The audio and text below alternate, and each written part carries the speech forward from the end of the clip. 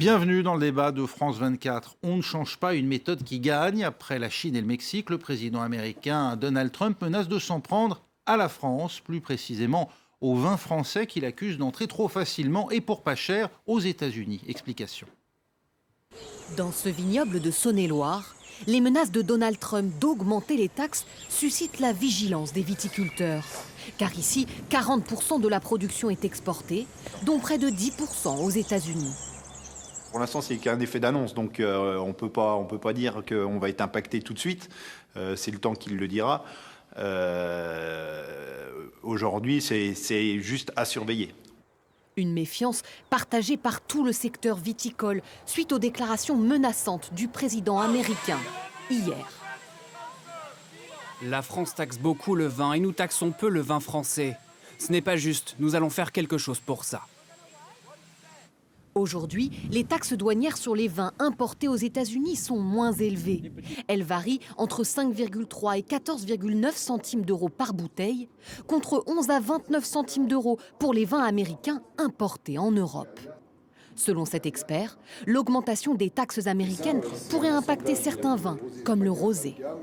Les ventes aux États-Unis ont fait un bond de 50%, donc c'est devenu un des plus gros marchés français pour les vins de Provence. Si aujourd'hui le marché américain pour ces vins-là s'arrête, c'est effectivement très très difficile. C'est un coup d'arrêt à quelque chose qui avait démarré. Bourgogne, Côte-du-Rhône, Touraine. En 2018, les exportations françaises vers les États-Unis ont progressé de 4,9%. Mais les vignes américaines gagnent du terrain. Ces 10 dernières années, les importations de vins américains vers l'Europe ont quadruplé. Et s'il avait raison, Donald Trump, si pour protéger les emplois, pour sauver l'industrie ou tout simplement corriger des injustices et ramener un peu d'équité dans la mondialisation, nous avions besoin de plus de protection. On va en débattre avec vous. Jean-Marc Daniel, bonjour. Bonjour. Vous êtes économiste et professeur à l'ESCP Europe. Face à vous, Limon Knock, économiste, conseiller régional Occitanie. Merci d'être avec nous. Et oui, protection comme protectionnisme, ce terme est devenu un gros mot synonyme d'hérésie dans les pays développés. À tort, selon vous, Limon Knock? Il y a un mouvement aujourd'hui en faveur du protectionnisme. L'ouvrage de François Langlais le montre très bien. On est à la fin d'un cycle libéral où on a mondialisé à l'extrême et où les résultats ne sont pas nécessairement probants ni pour les populations ni pour les économies. Il est faux de dire que la mondialisation, c'est la prospérité pour tous et la croissance assurée. Et on se rend compte aujourd'hui que cette mondialisation, elle n'est ni heureuse ni égalitaire, parce que s'il y a un besoin de protectionnisme aux États-Unis, c'est pas forcément par rapport aux Français, c'est beaucoup plus par rapport aux Chinois. Le vrai sujet, c'est la Chine aujourd'hui. On a ouvert partout nos frontières aux Chinois, et on se rend compte que les Chinois sont absolument protectionnistes et qu'on n'a pas du tout accès ni à leur marché, ni au capital de leurs entreprises. Et donc la concurrence, du coup, est absolument faussée. Et il y a un vrai défi aux États-Unis sur les secteurs innovants, sur le numérique, sur la robotique, sur l'intelligence artificielle, où les Américains aujourd'hui sont en train de prendre des mesures protectionnistes, non seulement en matière commerciale, mais également en matière de contrôle du capital investi dans leurs propres entreprises, parce qu'ils se rendent compte que les Chinois sont en train de leur pomper carrément leurs brevets, quoi. Pourtant, Jean-Marc Daniel, on entend dire souvent c'est le protectionnisme qui a précipité le monde dans la crise de 29 et dans la Grande Dépression. Oui, je crois que l'analyse historique est assez probante. Effectivement, les réactions protectionnistes dans les années 30-31, les droits de douane très importants qui ont été votés, puis la préférence impériale qui a été dessinée à la conférence d'Ottawa par l'Empire britannique a effectivement accentué la récession. On aurait tort d'y avoir recours à nouveau ? Oui, je pense pour trois raisons. La première, d'abord, on a parlé de François Langlais. Je rappellerai que quand on a créé ATTAC, la taxe Tobin, James Tobin avait dit, mais écoutez, tous les économistes sont contre le protectionnisme. La grande majorité des économistes sont contre le protectionnisme. Donc ne m'associez pas à cette démarche qui consiste à promouvoir le protectionnisme. C'était James Tobin qui disait ça. Quand les altermondialistes d'ATTAC voulaient créer une taxe sur les mouvements de capitaux. Les mouvements de capitaux, il dit, ils sont protectionnistes. Moi, je suis pas pour je suis comme la plupart des économistes, je suis contre le protectionnisme. Et quand on regarde les mouvements à la surface de la planète, par exemple sur la Chine, ce qu'on ne voit voit pas, c'est que la Chine est en déficit. C'est-à-dire que la Chine, qui dégageait des excédents extérieurs de 10% de son PIB il y a 10 ans, cette année va avoir un déficit de sa balance des paiements courants d'environ 40 milliards de dollars. Et si on regarde les projections qui ont été faites par le FMI, en 2024-2025, elle aura liquidé tous ses avoirs extérieurs. C'est-à-dire elle sera en situation d'être emprunteur net sur les marchés internationaux. Pourquoi ? Mais parce que la Chine, au fur et à mesure qu'elle se développe, bascule vers davantage de consommation et le consommateur chinois achète de plus en plus de biens à l'étranger. Donc la Chine, c'est un concurrent, mais c'est aussi un débouché. Et la dernière remarque que je ferai, c'est qu'il y a un paradoxe chez Trump qui consiste à vouloir défendre des baisses d'impôts systématiquement et à militer pour des augmentations d'impôts. Parce que les impôts qu'il met sur le vin, les impôts qu'il met sur les produits chinois, les impôts Pour vous, les taxes, ce sont des impôts, en fait. Mais c'est des impôts, et ces impôts, ils vont être payés par le consommateur américain. Les droits de douane sont des impôts. Ce sont des impôts qui sont payés par le consommateur du pays qui décide de mettre des droits de douane. Et donc, il y a un paradoxe qui consiste à prétendre que la dynamique économique suppose des baisses d'impôts, et d'augmenter les impôts, c'est-à-dire d'amputer le pouvoir d'achat des citoyens américains. D'autant plus grave, alors sur le vin c'est un peu particulier, mais quand on regarde la liste des produits qui ont été mis en avant, c'était souvent des produits effectivement venant des pays asiatiques qui sont utilisés, consommés par la partie la plus défavorisée de la population américaine. Donc ce sont des impôts non seulement qui pénalisent la croissance, mais en plus qui pénalisent la couche la plus défavorisée de la population. Lee Mung-nok, Jean-Marc Daniel nous dit finalement les échanges s'équilibrent avec l'OTAN, il n'y a pas besoin d'intervention extérieure, d'autant plus qu'en le faisant, en fait, on pénalise les plus pauvres, les plus modestes.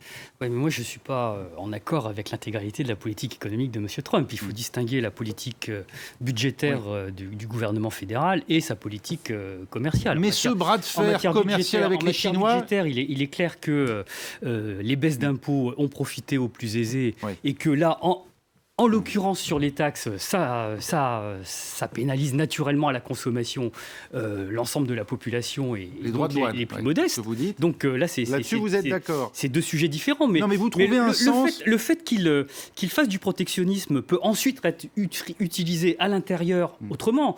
Il pourrait, comme ils l'ont fait dans certains secteurs, ils pourraient augmenter les salaires, par exemple. C'est ce qu'ils ont fait dans la sidérurgie et dans l'automobile, où je rappelle que dans la sidérurgie, ils ont mis le salaire à 30 € l'heure. Et dans l'automobile, il est à 16 €. Non, mais ça, on sera d'accord sur le fait que Donald Trump ne mènera pas demain de la politique socialiste ou social-démocrate que vous appelez. Non, c'est pour ça qu'il faut, séparer le débat sur la politique. Bien sûr. Mais là, on s'intéresse vraiment à la politique commerciale. Est-ce que Donald Trump a montré, contrairement à ce finalement tous ses prédécesseurs, qu'on pouvait, avec un bras de fer, contraindre les Chinois à réguler un peu ce commerce international et ces pratiques que lui juge déloyales? Mais l'avenir nous le dira. Les États-Unis ont toujours eu une politique commerciale relativement agressif quand même. Quand on prend la politique de change qu'ils ont avec un dollar généralement... Eux aussi manipulent leur monnaie, les Américains ? Bien sûr. Le dollar faible est un argument pour pénétrer les marchés extérieurs.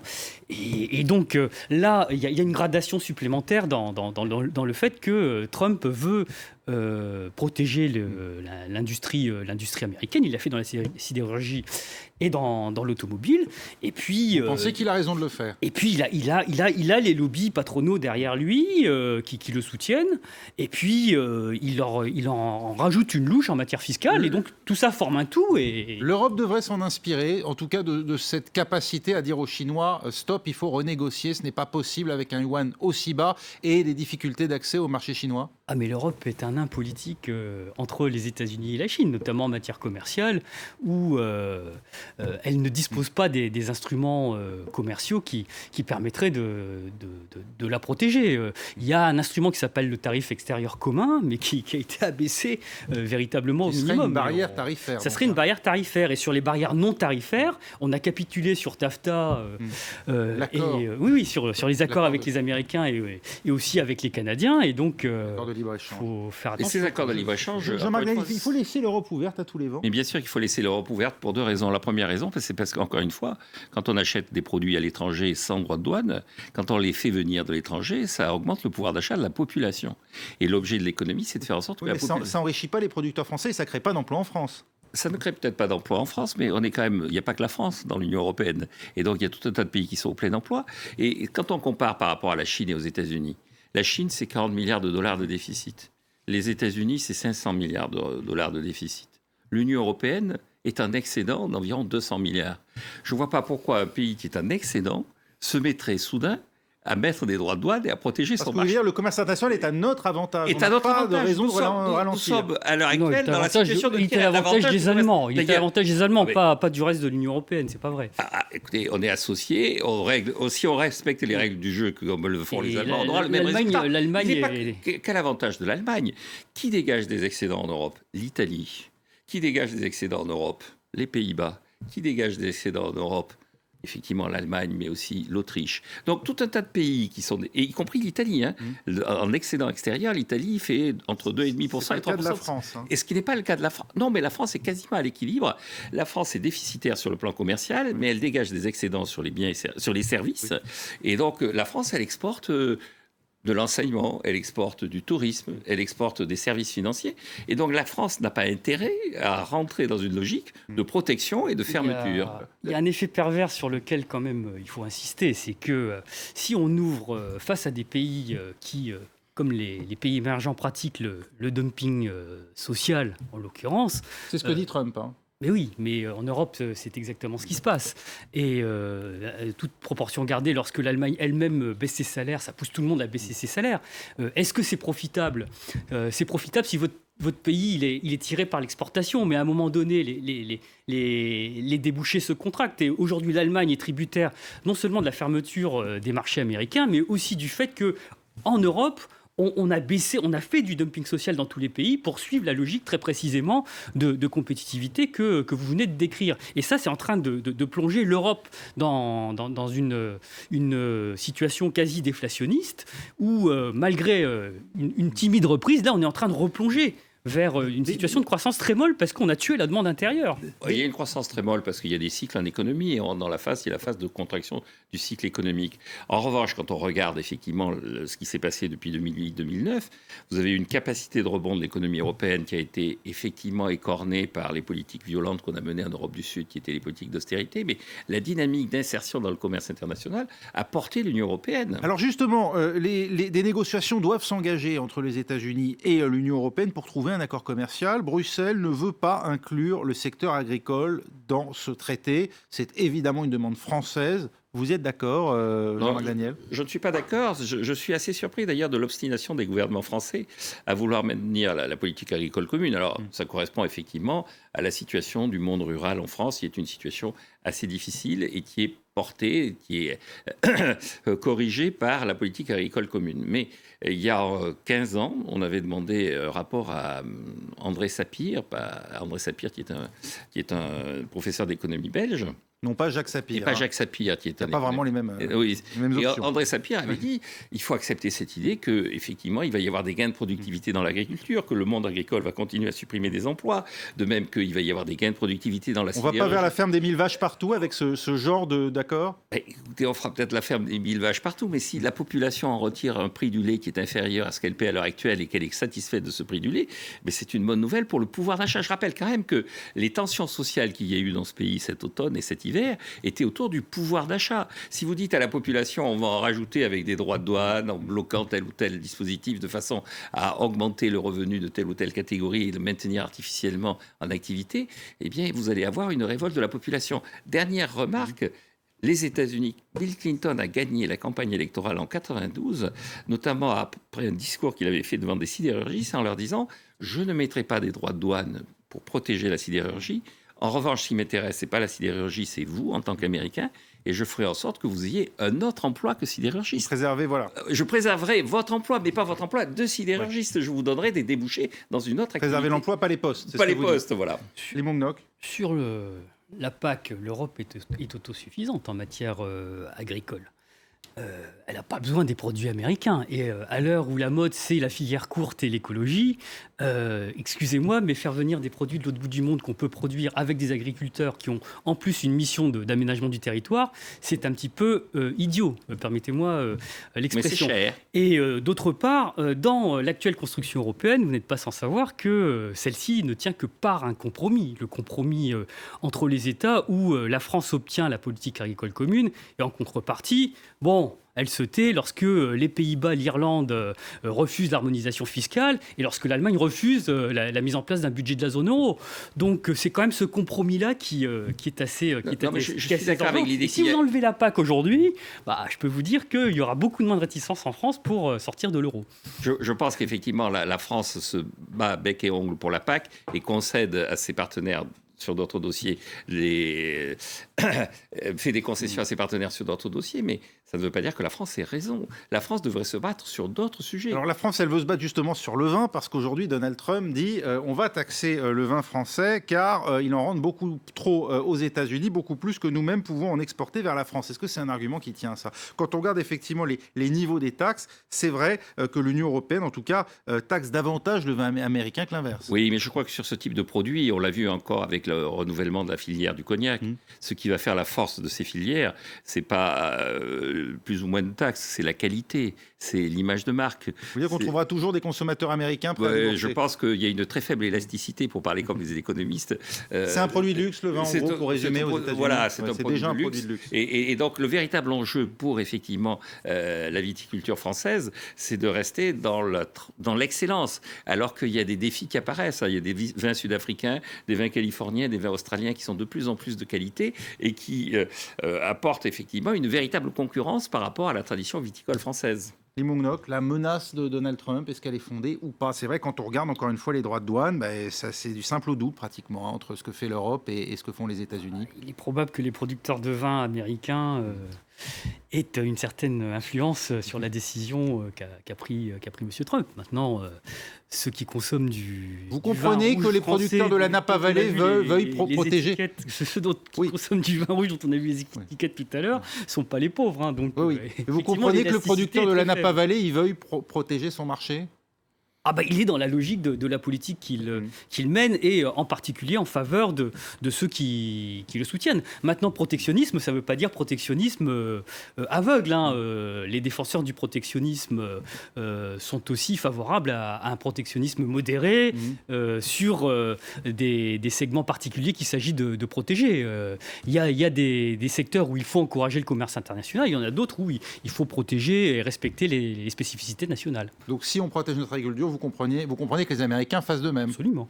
Il y a quand même un aspect aussi, on a parlé des taxes effectivement plus élevées en Europe qu'aux États-Unis, mais il y a quand même ce qu'on appelle les barrières non tarifaires, en l'occurrence les normes. L'appellation d'origine, ça n'existe pas aux États-Unis. C'est donc une manière quand même un peu, plus sournoise de bloquer l'entrée ou de pénaliser un peu ces produits français qui reposent beaucoup sur ces appellations d'origine. Oui, mais justement, quand vous allez aux États-Unis, il y a beaucoup de consommateurs américains qui sont persuadés que Bordeaux, c'est pas une ville, c'est la marque d'une multinationale, c'est le nom d'une multinationale spécialisée dans le commerce et la production de vin. Donc l'enjeu, c'est effectivement un effet de marque, un effet d'image et un effet de qualité. Et je pense que, de même que quand Donald Trump dit je ne veux plus de Mercedes quand il est au-dessus de Park Avenue, il regarde Park Avenue et il dit je ne veux plus qu'il y ait autant de Mercedes qui circulent dans Park Avenue.